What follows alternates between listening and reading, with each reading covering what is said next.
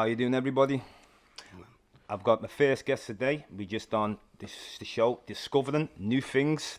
It's Culturelution, the founding members of Culturelution, and I'm bringing in Daniel Essy with on Big Condo Radio. How you doing, Daniel? Yeah, man. Yeah, right. So I could definitely good. Good to have you on. And Happy to be here, you know. And this is also an anticipated interview because Daniel's been inactive, obviously due to what's gone on in the past and that Lockdown. But one of the main things that we've got him here today is that all this traveling I've been talking about and that. Like I said, Daniel he came to me to Malaysia, and we want to speak on the indigenous peoples, and these are the indigenous black peoples of Asia. And this was the first experience when I went to Asia to visit the tribes in a place called Tamanagara. So I want to speak to Daniel on his experience. He was there with me. Mm-hmm. So Daniel, great time, man. How you doing anyway? Yeah, definitely good, brother. Is what it is, man. It's like, everything's just crazy right now. It's a bit slow. Fingo's just got a lot of good memories with you. Yeah. Great first time out there, So I would have started and all that, I was traveling for years and that, and then we got to the point of 2014. I went to visit Malaysia with Daniel, and Daniel never really came away at first. He wasn't as traveled, but then when he came and when he came back, he felt like it changed his life. Yeah, so man. To start from 2014, Daniel, when you decided to change your life from that time, what made you just decide now I'm going to go on this adventure and visit these tribes? Well, if you remember, every time you go somewhere, we talk about it beforehand, and as soon as you landed, we'd always talk about it. You tell me about what you've seen, your experiences, your knowledge, the people you met, tribe leaders, so forth, places you've been so much. So it was kind of like, you keep offering me to go, and I'm like, I'm doing this or I'm doing that. I'm busy. I weren't really showing no interest of it, but obviously we've had like talks in great detail. So I was living vicariously through you, through a lot of it. And then, as usual, life gets to you. I was kind of like, you don't even understand, kid. Like at the time, it's kind of like I was spiraling, bro. So it was kind of like I was going down. You know what I mean? I was in like bad places and just whatever, and when you're saying to me, come kidder, come over here with me, so my first reaction's like, usually I'm like, and then this time I'm like, well, you know what, everything's that bad, what have I got to lose? I should go learn something, do something totally different, out of my comfort zone, out of my zone, from what I know, because all we know is where we're from.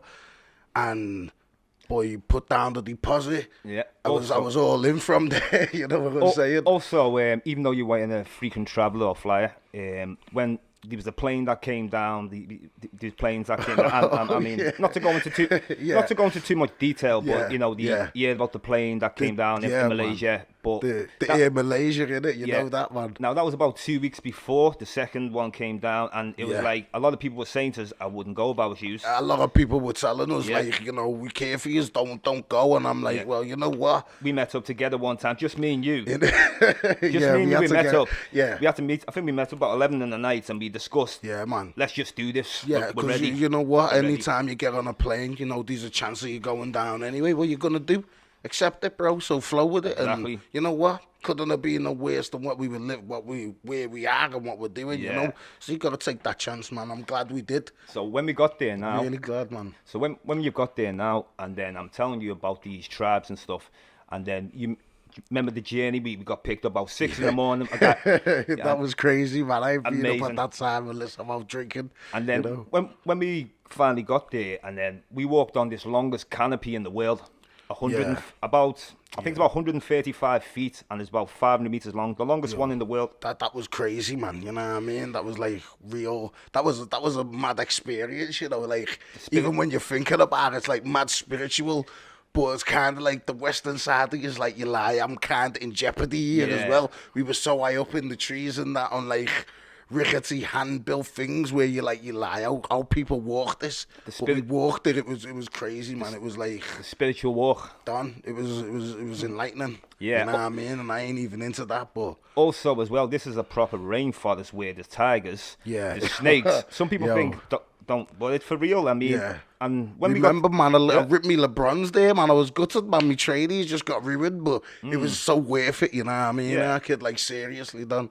It was like so worth it, man. Now, when we remember we were at the top of the canopy, it's about 135 feet, and there was trees that was hiding us, and I remember seeing signs saying "Beware of snakes." Yeah, man. Yeah, because I don't know much about snakes, but you know what? Yeah. Them dudes can climb trees, and that's why we're fixing about getting bit that far up. You know what I mean? Yeah. And even when because I'm looking at this thing, and I'm like, yo, I'm a big dude, and I remember the German guy in front of me. He was a big dude as well. So I'm saying to the guy, like, don't you want to separate us in that? Because there might be too much weight on this. Well, and they were I was buzzing. in front of you, weren't I? Yeah, you were in front of. That's where we switched places. Because Yeah. I'm like, I ain't going in front of this. Me and this big German dude, yo. I'm like, we're gonna break this thing, man. You know what I mean? It was crazy. No, it was. What about when we encountered the tribes? Did you expect them? They're gonna look like African people, black people? I mean, So I swear to God, kid. From what you knew about a Malaysian person. Well, as you know, I had mates from Malaysia. That's why we actually went to Malaysia, and everyone was like, your first big trip. Why you going to Malaysia? And I'm like, well, I ain't never met a Malaysian I didn't like. Good people, you know what I mean? Like, really good people. But the tribes. So the tribes, when we went there, that was crazy because, you can see, like, the people who I know, a couple of them had a quite Mongolian look. The Austronesian look. Yeah, exactly. So you could tell they had melanin in them, you know what I mean? Either which way. But when we went there, I was, like, totally, like, surprised as hell because they just look like us. They look like us in a different place. I seen man on the street who look like these dudes we're sitting with, who were from like way back in a place where we don't get to see them. Yeah. You know what I mean? And it was like very secluded. As soon as we got there, it was great because it was like, yo, I feel more at home here on this little island with this tribe than we actually did in Malaysia. That's right. You know what I'm saying? There was like very little communication because the chief spoke. Yeah. You know what I mean? As you spoke to the chief while I was playing with the dartwood. The blowpipe, yeah. The people, man, we smile, they smile, we smile back. Yeah. That's the only conversation we needed. We were welcome, man. We were there. Yeah. And they showed us about their life. Everything that they'd been through, what they told us about the hunting, how they protect themselves from tigers with the blowguns. Blowpipe, the blowpipe. They had certain hunters, and like even so far as to go, like they had us practicing with the blowguns, isn't it? And it ain't no easy feat. And very short, very small people. Man. They were average size, but they were shorter than the average brother you'd see today. Yeah. You know what I'm saying? Like average 5'5", so forth. Yeah. Even the chief, he weren't of big stature, was he? Yeah. You know what I'm saying? But when they're breaking it down to us, and you're like, you see the life they showed us, how they make fire and stuff.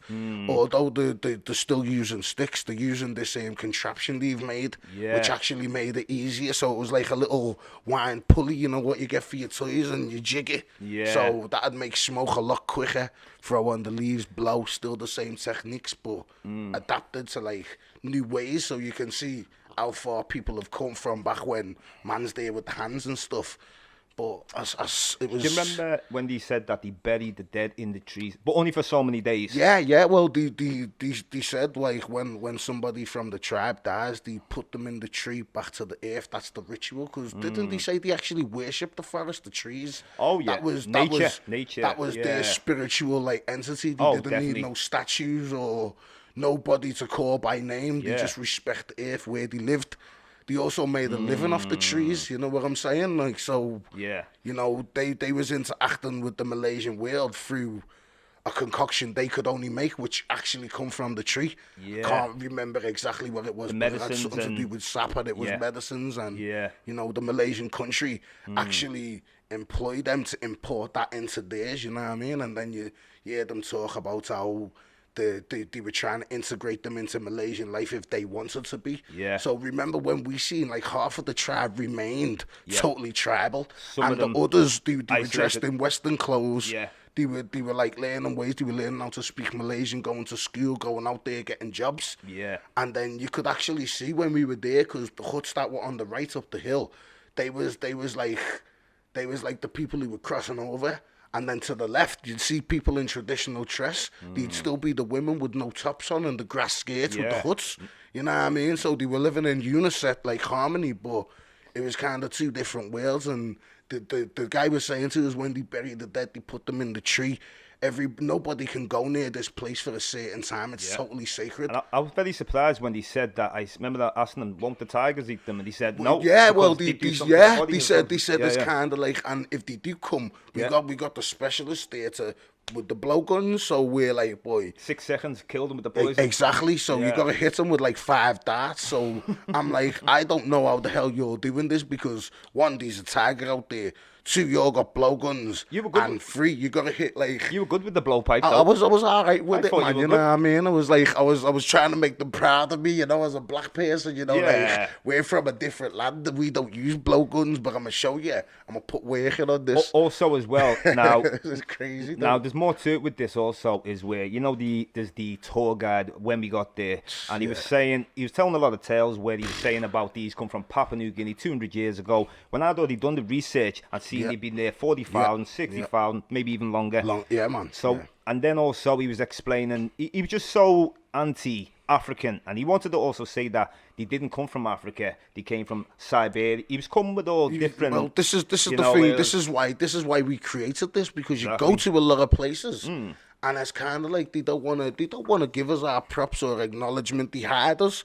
Because we were hidden. The Asli tribe were hidden. They want you to think. Because they want you to think that they're the indigenous people. There you go. You know what I mean? When me and you both know, we were with people who I know from there, and they helped us with the cause to find the tour and so forth. And they didn't even know about the Asli tribe. Yeah. These are people who were educated, who've travelled the world, who were building the second largest bridge over there with the diplomas that they got from England. That's how I know these guys. Yeah. So, but you remember how many shops I had to go in until and then finally someone's overheard the conversation and then explained that these people don't know the history. And then we had to go 20-minute drive to the office, and he was telling us about the Aslis and that stuff. was actually a touch of luck, man, because you luck. wouldn't let it go, man. He was like a pit bull, seriously. give You up. put the work in, man. You knew what you were talking about and where you wanted to go. And a lot of these other places were just talking about going on boat trips and seeing some stuff that we weren't interested in. You know what I'm saying? So it's actually lucky we bumped into that guy, because he put us on it. Told us which office to go and all. Remember, we got the cab. You know what I mean? Went up there, we waited outside in the cab. Then you went and got the thing. Then we went and met our people. And they made the call and broke it down. Imagine trying to make that call. But like I say, it was great that you came, though, because you see, I was speaking to a lot of people. And I've asked other people. I mean, we've got our fathers who've been there and that. But there's a lot of people who didn't want to go. Like, they were like, well, I'd rather go and do other things. Like, no interest in learning who these indigenous peoples are. There you go, because the special people, because the hidden people. I mean, you speak to your average person, no one knows that they look like that. Yeah, they don't. The own people of their own country don't even know. Like I said, these are educated people. These people are educated more than me and you. Exactly. So how they not know about this tribe in their back garden? Exactly. Where they were showing interest in it and going, you lie, how did you find this and that? And I'm like, our kids done the research, and like you said, the way the guy was saying, oh, they've been here for like 200 years or something like that. He blew it off, and it was kind of like me and you were the only people there to actually see the Asli. So we kind of went our own. The other people was like, well, they're just yes people. Okay, like they just went to see like you go to the zoo to see people in it. You know what I mean? They didn't really. They just wanted to marvel at these people who were different. Did you notice that on the tour guide where he was trying to keep us? They don't want you too close to the tribes. Where I seen the chief on the high hill. You know. As I'm saying, when we actually touched down on the island, me and you were no longer part of that tour. We were just on our own mission. Independent. I was there taking pictures of the drawings they were doing on the huts and that, the kids. You know what I mean? And oh my, it was just like, it was so enlightening. It was crazy to see like this far in the world, these people who look like us, they look more like us than we look like. You know what I mean? These are purebreds, man. Pure spiritual connection you get. Pure, with them. Man. Yeah. Pure people, man. Everybody was smiling. Everybody was happy. You know, they didn't think, oh, what are you doing here? You're here to look at us, whatever. They welcomed us in. They showed Yeah. us some stuff. You asked questions, like you talked to the chief Yeah. more than anything, you know what I mean? Then I caught up with you a bit later because I was playing with blowguns. Nah, but you know what I'm saying? You're good at that, though. Yeah, man. You know? That's Seriously. funny, man. But yes, and also as well, you know, straight after we went to Malaysia, we went over to Indonesia. Yeah, we went And over there. now we were looking, we spotted all over. We didn't even have to go to rainforest. Loads of crazy. You didn't like, have to go to rainforest to see Yeah, black man, people. yeah. You're seeing a lot of black people. We got pictures with them. Like we them- said, innit? We yeah. were playing that game, and you get like 10,000 points for spotting an afro. Yeah, And man. like even when That's we cool. went to the zoo and all that, and we were on the coach and we looking for black, see a lot of black people there, like a lot. And remember them two young brothers we were talking to at the stand, yeah. and we were like, "Where are you from?" And he's like, "We're from the same place you're from. Well, they we're mean we're born there. yous, basically. We like you." But born there. But Yeah, born that- here, you know what I yeah. mean? And we had to explain where we're from, naturally. Because nobody would have guessed we were English people. It was mad, innit? We also seen some people from Fiji there and Papua New Guinea. Yeah. You know, also. And the Kiwis, man, the Kiwi brothers, New man. Zealanders, The New yeah. Zealanders, they're So- like tight, man, yeah. So you got to really see like a lot of different people just going Seen, these yeah. two different places. Seen a lot of stuff, and you know what, it was so different because you know what, we ain't going there to get drunk and mess around, and Yeah, we we don't actually real. we actually had it was an adventure, man. It was an adventure. We weren't just sitting on no beach passing time Yeah, away wasting exactly. money. It was like actually got knowledge, and you know that broadened my mind like so much. Well, I felt like, well, I'm happy you said that because I felt at the time, I remember you were saying to me a lot, I mean, how much your life has changed. And, Hell yeah, it man. felt good to me that, you know, that, Yeah, bro. like, that I've opened the minds, you know, it's like, I did really, I mean, can you touch on that, like, how Listen, different man, your look, life went? like they say, man, there's always silver linings, and out of good stuff comes, out of bad stuff comes good stuff. Because you Because you know started what? travelling, didn't you, more? Yeah, you think if it weren't for me going through that, I'd have been happy, content in where I was, doing what I was doing. You know what I mean? So when you offered me, it was kind of like you offered me a different route, you offered me a different vision. And when I went out, I'm not even messing with you. People were asking me, am I okay? My uncle thought I was going crazy because he seen that much change in me. He kept checking on me and going, are you all right? Are you Yeah, all right? yeah. And I'm like, bro, it was so enlightening, man. You know what I mean? Where now I'm starting to question things I never used to question. I'm starting to see stuff I never used to see. I take an interest in a lot of stuff that usually I'd be oblivious to, and ignorance is bliss. But it was crazy because all the times you've asked me to go, what made me go this time, you know what I mean? And I was so happy I went this time. Yeah. And like you're saying, a lot of people weren't looking to jump on that trip or weren't interested in it. And I could actually say I thank one of them, because if it weren't for them, like meeting them as people. And I always used to say to them, man, you're so brave. How would you leave your home and come thousands and thousands of miles away and live in a different place? Yeah. Whether it was for a need, it was for education, but they still did it. They moved away from the families and they were on their own there and they survived. And you started travelling other countries after that. Yeah, That after- seemed yeah, like man. I seen a whole different Daniel. Then, Oh, you know. yo, I swear, man, like it was kind of crazy. I've been a couple of places Where after did you? that. You went to Rome or something? Yeah, first off, went to Rome, Italy, and done, man. I'm telling you, the art and all that's beautiful.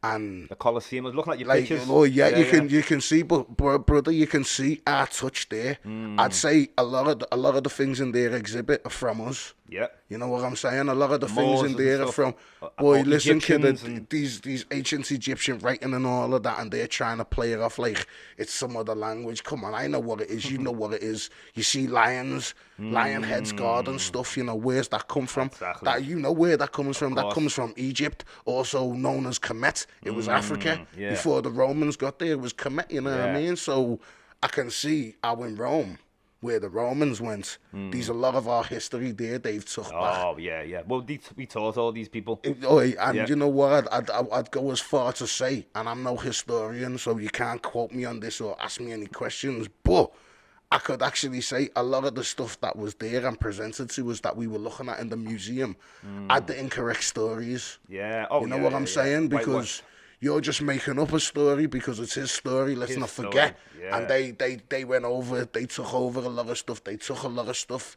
You know what I mean? So Also, you know, the foundation when I first came with the name Culturolution, and it was the right name to come with because of all these indigenous and what basically what Culturolution means, just for anybody, is the root of the culture. So the first people. So the reason why I came with that, you know, in Malaysia, I thought, well, we need to call this Culturolution because you need to separate the root of a culture to their supposedly indigenous people. Yep. So it weren't even like, you know what I'm saying? Like, what do we call the asli? Because they reside in in Tamanagara, which is in a whole different country. It's not in Africa, so we can't say it. It is African history, but you've got to recognize these people have been here that long.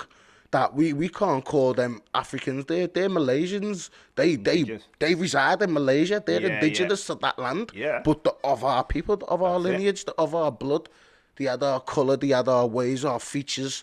Like I'm saying, you can see a brother all over the world who look like them, and there's no doubt about it. Yeah. You know what I'm saying, Arkid? You tell from the noses and the facial features, all of that stuff, man. Also, you know, this show anyway. It's about discovering new things and that, and everybody who comes on this show, one of the key points is the highlighting the greatness and the positive side of African history.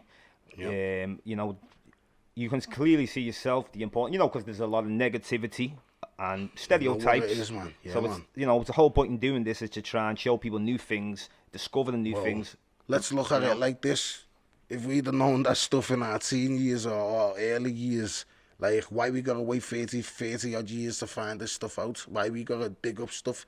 That should be common knowledge. Exactly. You know, why is everybody hiding so much from us, man? Like, why isn't it there for us to grasp like everything else? That's you it. know? Colonialism. And I'd say there's more information out there about stars, which are way out of our reach, than there is about our history and what we've contributed to civilization, man. Do you remember when we were in Indonesia and we went to the theatre? Yeah, I remember the story. Yeah. The Queen marrying. Yeah, I was wiped out then as well, and I kept like nodding off because it was dark. But basically, the story is the king's son married the merchant's daughter, so the Chinese merchant who was heavy in the silk trade and what you call it, the spices trade, and he was so major over there, he actually somehow got his daughter in with the royal prince, and therefore they got married, and that's where you can see where the bridge come from, why they look Asian black, because Lord knows what the Malaysians looked like before, because they never depicted that, did they? And you even see in every picture we seen, they were lightened. People were doing skin lightening courses and mad stuff like that, you know what I'm saying? And we seen, as you can see in everything, you see the people of the land of the working class, of a certain class, they remain black. They can't afford them treatments, or they're not in the limelight. And as you know, what you've said, now I'm well travelled and I've been keeping an eye out, because I even went to Cuba. And I went to Turkey as well. And you can see, bro, it's not a lie. The lower your job, the darker you be. The lighter you are, the more you're out front. And these are in places that are not controlled by white people. The people of colour. So it's not really a thing to do with race. It's just the way the world sees it. It's like a class system, but an unspoken one.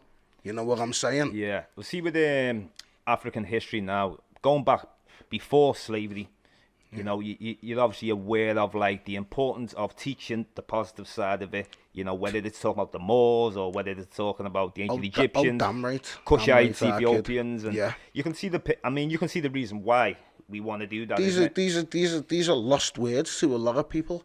And it'd be great for us to know going in the future that a lot of young black people knew what we knew now. Before they get touched with any sort of like bad stereotype of us, because you know what, we're well more than, we've contributed so much to the planet, so much to the building, you know, and how we haven't got no props for that, I don't know, but it's vital for the children to know that, because you can be a lot more than a singer, dancer, entrepreneur, or any entertainer. You know, we were scientists, we created a lot of stuff, we charted the stars, we made numbers.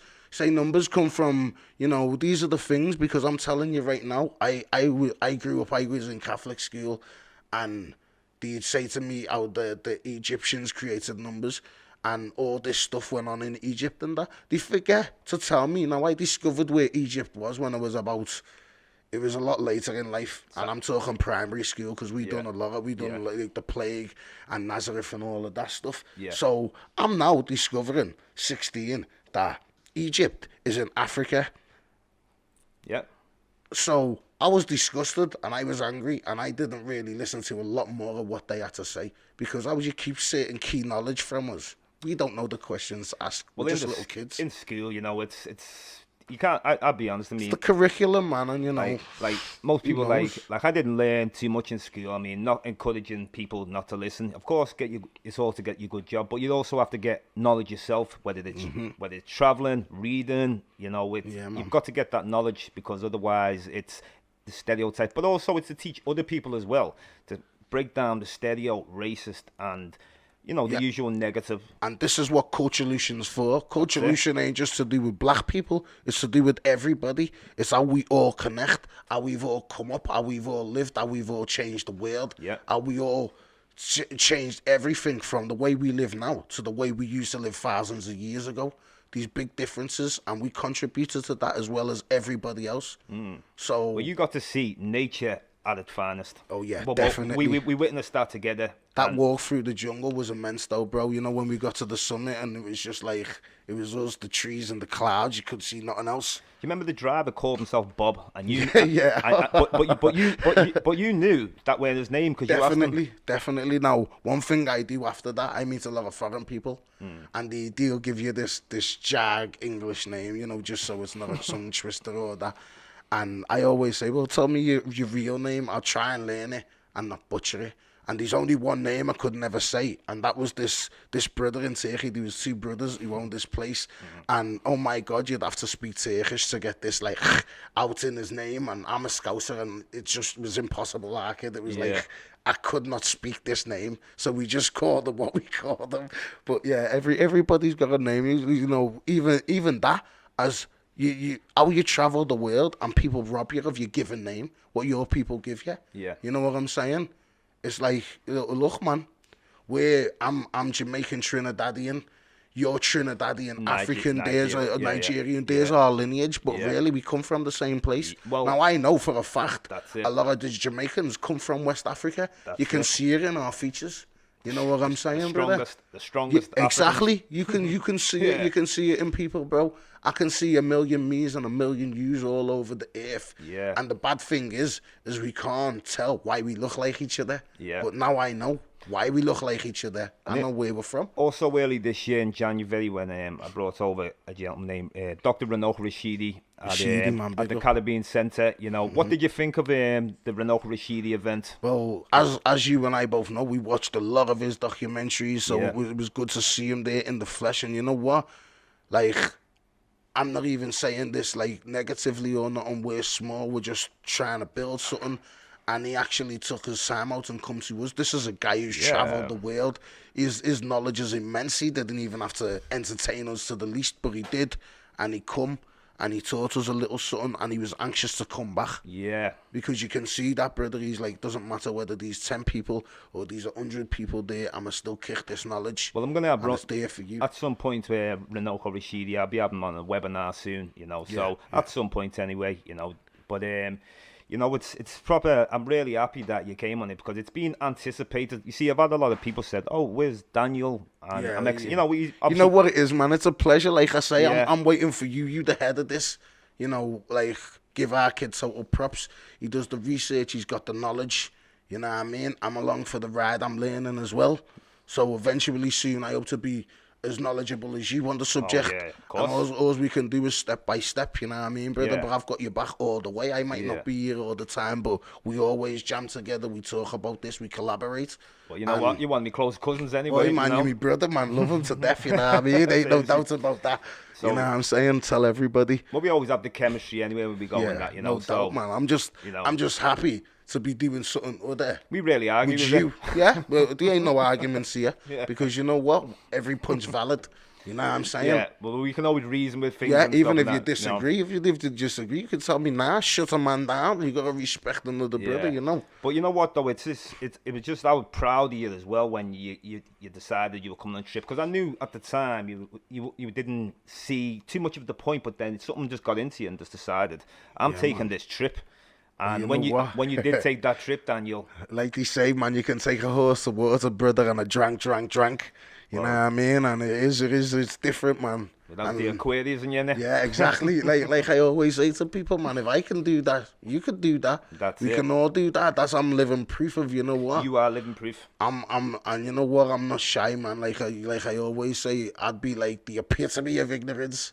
But even ignorant people learn, you know what I'm saying? And if you don't, you're a fool, man. And that's just Well, you took that step anyway, personal. and that's Yeah, the man. main thing. You And take the plunge, man. Change is scary, man. But you know what? Exactly. Sometimes it's the best thing for you. so you got the right attitude about it anyway, and like also hopefully when a lot of your friends or any other family members you got, and inspiring other people to go and do these trips maybe. Yeah. And there's different ways you can do it. You don't have to do it where you spend loads of money. You can get either buses there, you can get hire a car. We travel by whatever means, man. We get there by whatever means, you know what I'm saying? Yeah. I'll step to somewhere, you know what I mean? And I just, like I say, this is living proof. It's not no made up stuff. It's when I see the change in you, like everybody and yourself. Yeah, man, no doubt. And like hopefully, Definitely, yeah. and we definitely got more to come. Cultural Lucian, it was only set up last year, CIC and that, but we've got a lot of things to bring. We couldn't do the second event, unfortunately, but then but it's been a great show anyway on Discovering Daniel. Now, thanks for having me as our kid, man. I hope to be back as well and do this stuff with you a lot more. Yeah, hopefully maybe we can get something going in the future anyway. Well, thank you for coming, Daniel, anyway. I love you, man. Big Condo Radio. Salute. Shout out. Big Condo Radio, discovering new things, new ways. Culture Lucian. That's it, Culture Lucian. Definitely, man. Get on us. Thank you.